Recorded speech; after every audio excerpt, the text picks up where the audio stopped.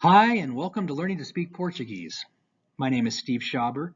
I teach Portuguese in a high school, and so these videos I'm making are really for my students, but also for anyone else that happens to come across them who is interested in learning Portuguese.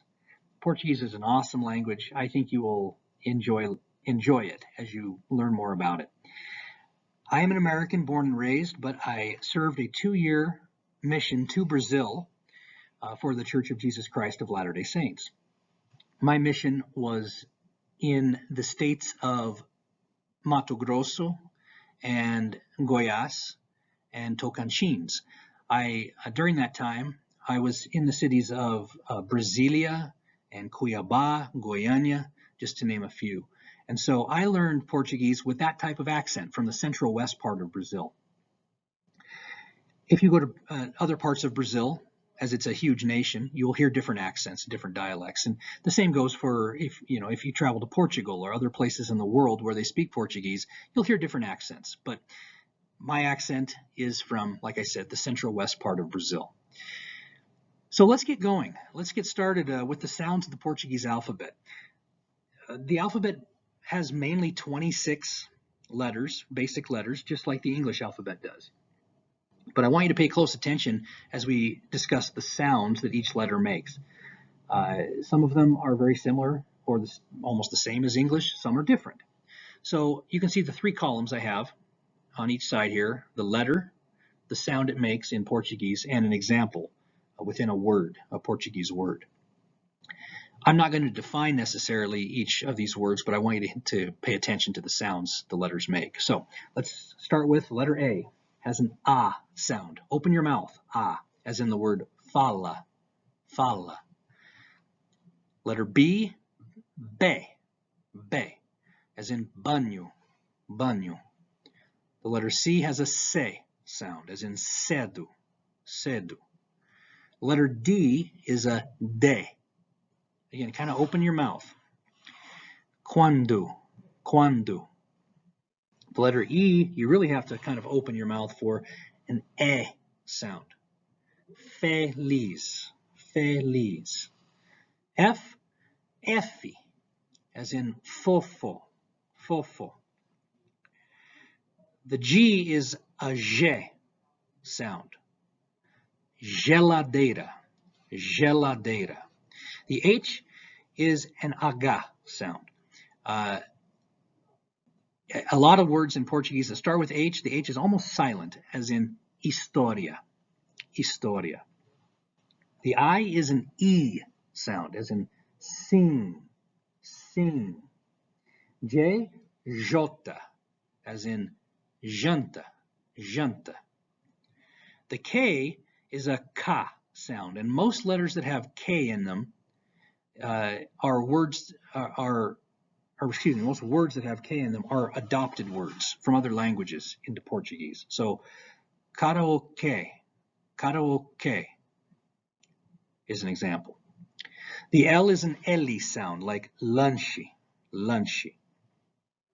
M, emmi, emmi, as in kilometro, kilometro. N is an N sound, as in entry, entry. O, open the mouth again. O, pronto, pronto. The P is a P sound, as in pintar, pintar. The Q is a K sound, almost like the letter K. Kilograma, kilograma. The R is an interesting letter in Portuguese. In Brazilian Portuguese, most places anyway in Brazil, it's an R sound. So when it begins a word, it's almost like a H sound. Rapaz, rapaz. Different places in the world, and even places in Brazil, sometimes pronounce it a R sound, but it's definitely not a R like in English. So especially, like I said, when it begins a word, in most places in Brazil, it's a H, rapaz. The S is an S sound, like esportes, esportes. T is a T, teclado, teclado. The U is an oo sound, as in kanguru, kanguru. The V is a ve sound, velho, velho. The W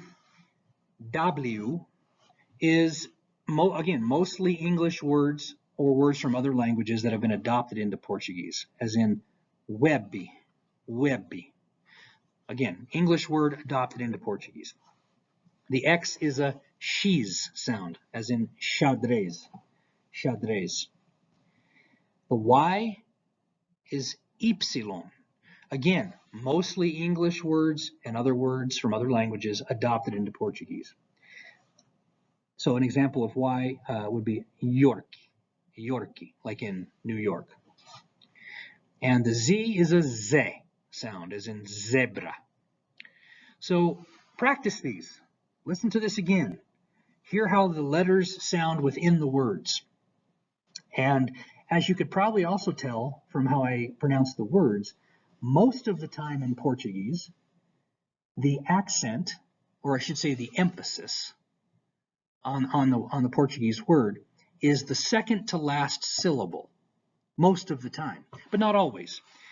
We'll go over that. There are times when there are accented letters on the end of a word, and then, of course, the emphasis is on that last syllable. But usually it's on the second to last syllable, and that's kind of a rule of thumb unless you see accent marks over letters. So anyway, that's the first lesson. I hope you learned something. I hope that made sense, and we'll go on to the next lesson.